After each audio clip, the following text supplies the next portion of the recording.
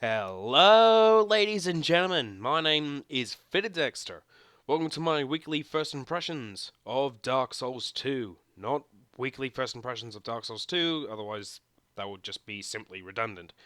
Today we're going to be taking a look at the PC port. Yes, the good old PC port. Alright, my problems with this is with the port itself is probably the settings go up to high. That's it. That's it. It doesn't go to ultra or supreme or even well, whatever you want to call it. Really, it just goes up to high, and that's pretty much it. And that's really disappointing for a game that they say they really did work on the PC port. Don't get me wrong, they definitely worked on the PC port compared to the first Dark Souls, might I add. And yeah, so I'm actually quite pleased with this port. I'm not blown away. It's alright, but not incredible. Another thing I do want to bring up is play with the controller. For crying out loud, play with the controller. You're going to save yourself so much time, so much pain and misery you are with the keyboard and mouse. Dark Souls 2 just doesn't work with a keyboard and mouse, which is sad, really. It really is sad. Oh well, but that's the way the cookie crumbles, I suppose, though. So that's the PC port in a nutshell. You think that's the end of the video? No, we've still got so much to talk about. In fact, I've got so much to talk about, I'm breaking this video up into 3 videos.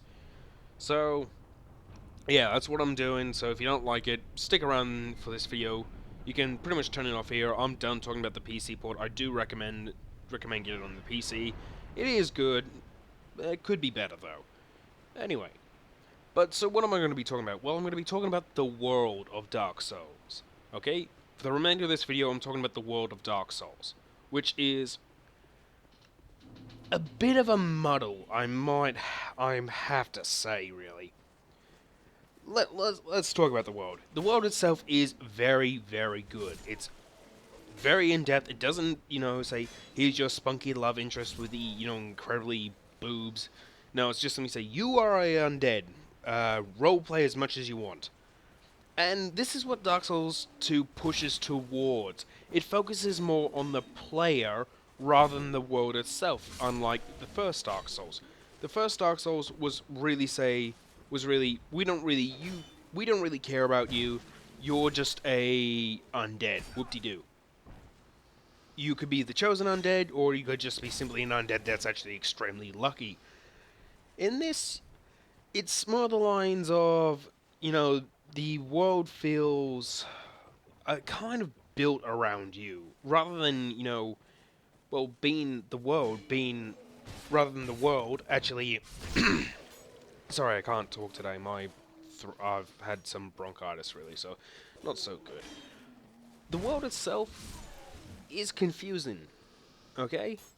The world, specifically, when you go to a different location.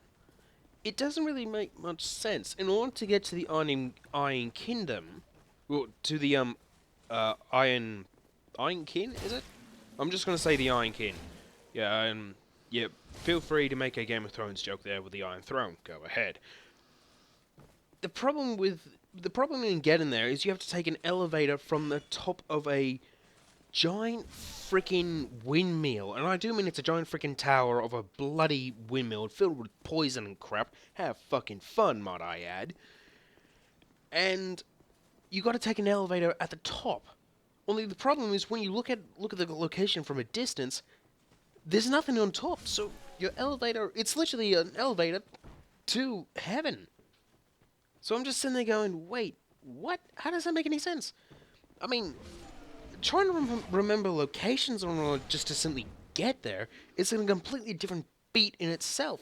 When the locations just don't simply match all that well, you swear this location that would match here, but instead is connected to this completely unrelated area, which is annoying.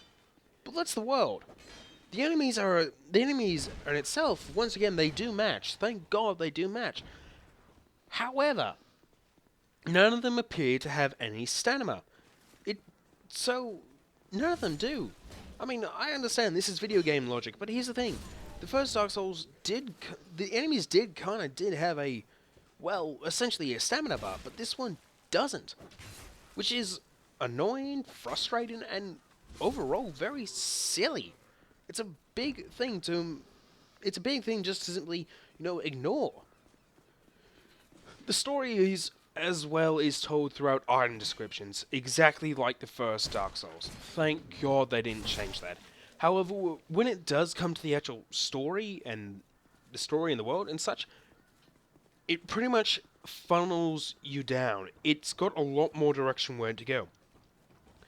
At the start of the game, you are able to, choose where you want to go, and then it gets very, very linear later on, which is, I'm okay with. I'm going to be honest, I'm okay with. I deeply wish it could have been different, but, you know what, I'm alright there. I wouldn't mind a branching path to a completely optional area here or there, at least. But from what I've got, you know what, I'm generally quite happy about that. Hopefully they can fix that in the DLC. Now, speaking of the DLC, the DL Season Pass, I'm going to say this. I am going to wait until it comes out. All the DLC, I'll pick what I want, and then get it. I am not going to pick up a stupid fucking Season Pass. I am sick to death of these fucking things. They are annoying. Okay, so that's a huge ward on Dark Souls at the moment, at least in my overall opinion. It's not pleasant to have a season pass where you can pre-order something that they're currently working on. I'm not entirely cool with that, and I'm not entirely too sure who thought that was a good idea. The first Dark Souls seriously did feel like a complete game. Overall, it felt complete. Even when the expansion came out, it felt like an expansion. So I'm not entirely too sure where these future DLCs are going to come from exactly. So, that's my opinion on the world and story and enemies and whatnot of Dark Souls. I'll be talking about the mechanics in the next video. And then the video after that will be my concerns for the future series. Okay? Alright? So that's just the world. We have much to talk about and a whole lot of Estus to drink. So drink up, chaps. Ladies and gentlemen, my name has been FittedDexter. Thank you very much for watching. I do apologize if my voice has been incredibly croaky and such, but I do thank you for putting up with me regardless. And to all those to all those that are recently new to the channel or stumbled across this video, I welcome you.